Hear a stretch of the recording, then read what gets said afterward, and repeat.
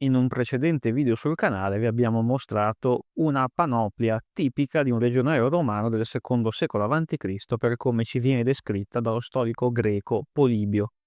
Oggi vogliamo mostrarvi una panoplia romana alternativa, sempre per il secondo secolo a.C., con degli elementi un po' particolari. Come vedremo, infatti, è una panoplia con delle forti influenze ellenistiche.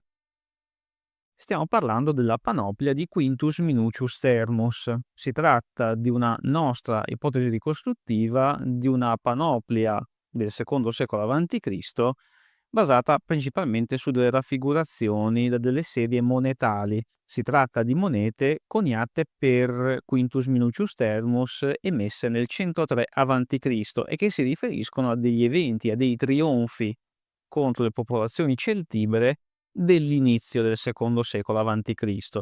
Quindi tutto sommato possiamo supporre che la panoplia che ora vi andremo a presentare sia coeva e che sia esistita insieme alla panoplia tipica del legionario repubblicano che vi abbiamo mostrato nel precedente video. Alcuni elementi della panoplia in queste emissioni monetali non sono chiaramente visibili, ma possiamo supporne l'esistenza o possiamo ipotizzare le forme. In questo senso ci riferiamo all'armatura che deve essere stata senz'altro indossata dal soldato romano presente nella raffigurazione e alla spada.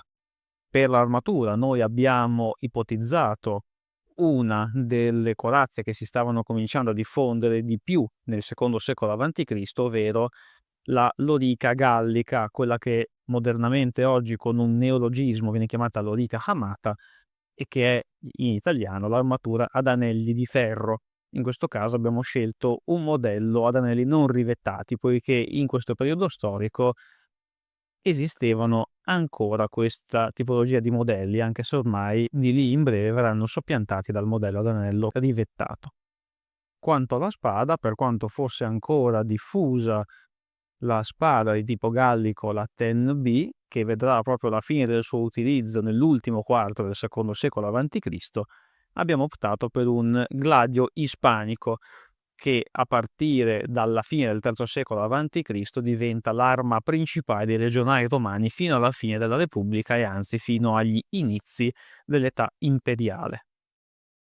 Decisamente più leggibili, ancora più caratteristici e che rimandano fortemente al mondo ellenistico, sono invece l'elmo e lo scudo del soldato romano rappresentato sulle monete.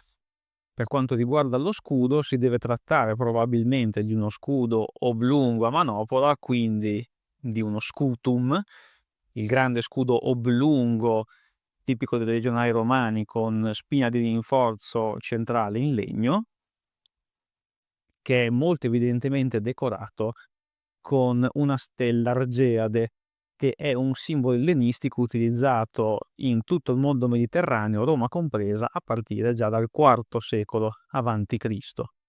Se nella moneta di riferimento che vi abbiamo mostrato ci possono essere alcuni dubbi per via dell'usura della moneta, che si tratti effettivamente di una stella argeade, ne abbiamo la conferma definitiva da una moneta fatta in modo leggermente diverso, ma che è egualmente stata emessa in onore di Quintus Minucius Thermus, rappresentando la stessa scena, ma con dei dettagli leggermente diversi. In questo caso è molto chiaro, molto evidente che il simbolo sullo scudo del soldato romano sia proprio una stella argeade.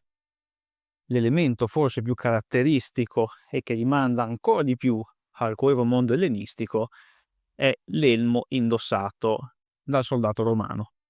Infatti nel periodo ellenistico più tardo, quindi proprio dal secondo e primo secolo a.C., noi assistiamo nel mondo ellenistico all'evoluzione di modelli molto classici del mondo greco, se non addirittura a vere e proprie ibridazioni, e l'elmo che noi abbiamo scelto di mettere in testa al soldato romano della moneta è proprio una di queste ibridazioni. Infatti a rigore si dovrebbe trattare di un'evoluzione tarda dell'elmo beotico, così come visibile su fregie monete di ambito greco, romano ed ellenistico. Tuttavia la forma della calotta, piuttosto ogivata e piuttosto a punta, lo avvicina in realtà a un altro elmo di età ellenistica molto diffuso, noto in greco come konos, chiamato così proprio per la sua forma tra l'altro, e anche questo dotato, proprio come del mobeotico, di una sorta di tesa, come una specie di cappello.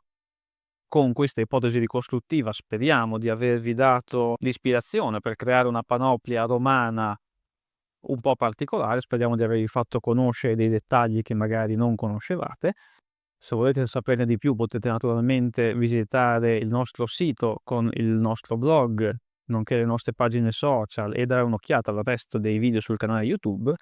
Se avete invece delle domande specifiche, se avete bisogno di aiuto per ricostruire in modo storicamente accurato la vostra panoplia o di iniziare il vostro progetto rievocativo con il piede giusto, vi invitiamo a scriverci alla mail che trovate in descrizione.